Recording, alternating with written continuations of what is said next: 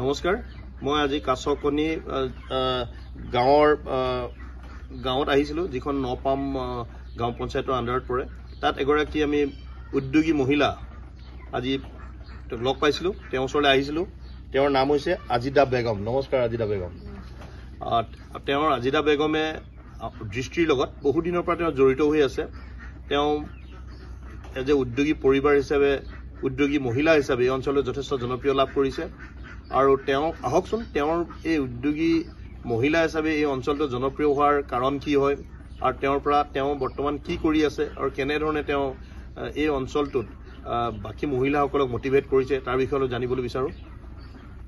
আজিটা কওকচোন আপুনি কেনেকৈ ধৰণে আপুনি প্ৰথম এই অঞ্চলটোত আপুনি আজি উদ্যোগী মহিলা হিচাপে জনাজাত হ'ল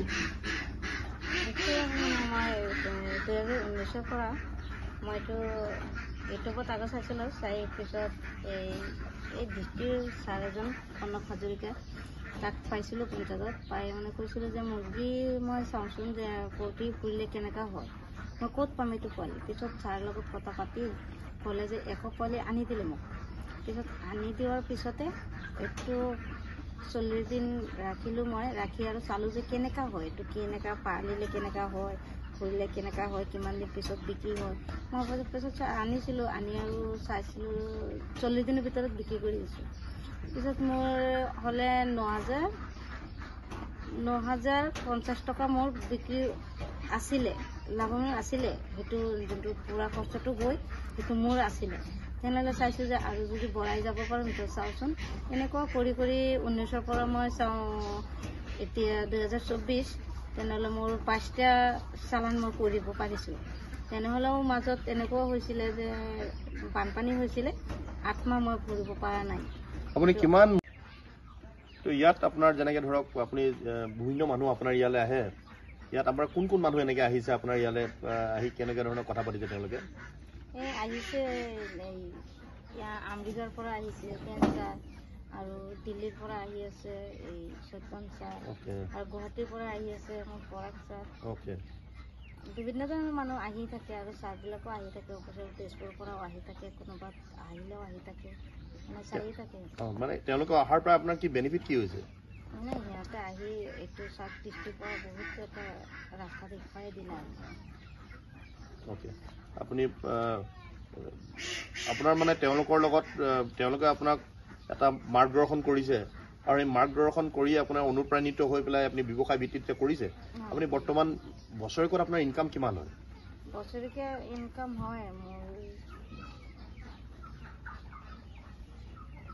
হৈ যায় তো মানে হিচাপটো ইমান দেখা ইয়াত আমাৰ যিটো বছৰেকত যিটো আপুনি ব্যৱসায় কৰিছে